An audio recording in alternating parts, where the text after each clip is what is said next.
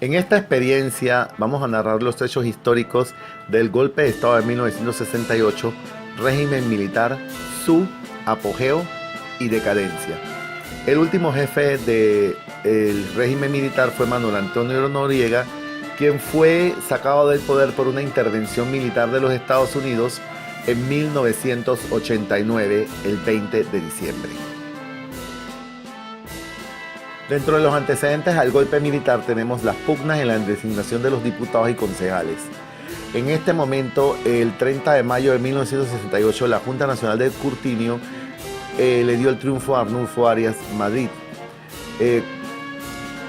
convocándolo como presidente de la República. Sin embargo, hubo algunas intervenciones e impugnaciones en las elecciones de diputados y concejales. Esto se constituyó en un antecedente del golpe militar y también en este sentido el efímero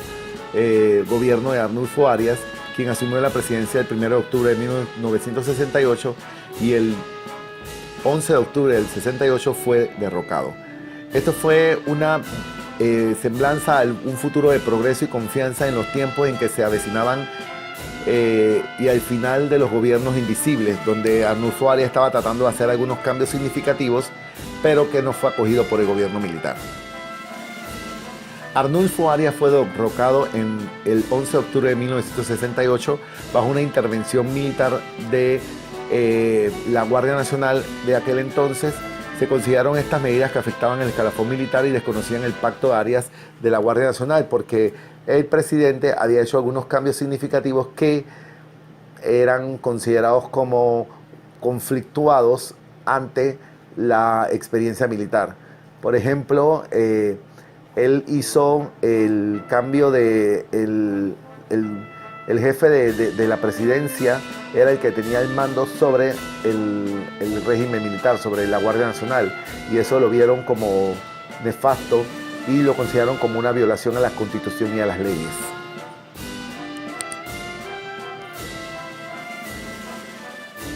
Después de la Segunda Guerra Mundial en 1945, se instaura en toda Latinoamérica los gobiernos militares,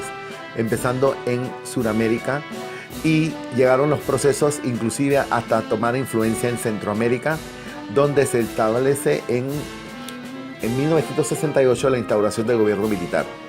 Tras el derrocamiento de Arnulfo Arias surge la militarización de Panamá, incorporada a la militarización de los países latinoamericanos. Existen semblanzas relacionadas con esta experiencia donde se indica que esto fue un proceso que pudo haber sido influenciado por los Estados Unidos en función de tener un control militar en Latinoamérica, porque los países después de la Segunda Guerra Mundial pensaron que no tenían una protección dado a la experiencia que se vivieron. En el caso de Panamá, cuando se da el derrocamiento del presidente Arnulfo Arias, Estados Unidos rompe relaciones diplomáticas con Panamá tras ese derrocamiento y reanuda las relaciones mediante una nota del embajador Charles Adair el 13 de noviembre de 1968, reconociendo el régimen militar, lo cual indica que los Estados Unidos avaló el régimen militar en Panamá.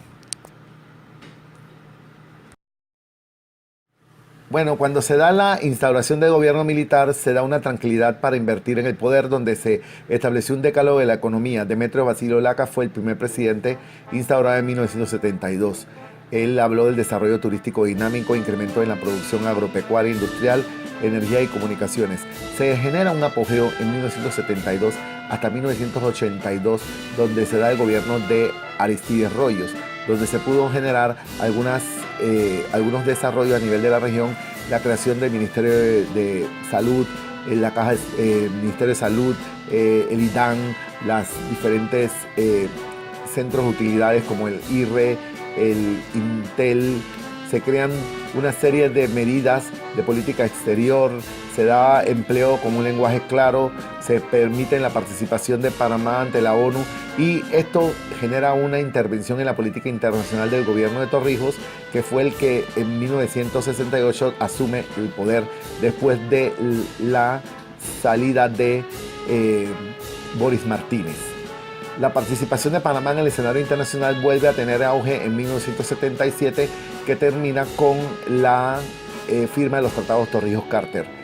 En 1981 Torrijos fallece a través de un accidente que en la actualidad se desconoce si fue un accidente o una conspiración,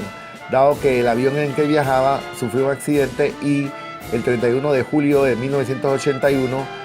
cerca de la cordillera central entre la provincia de Coclé y Colón, en la República de Panamá, muere el general Omar Torrijos Herrera.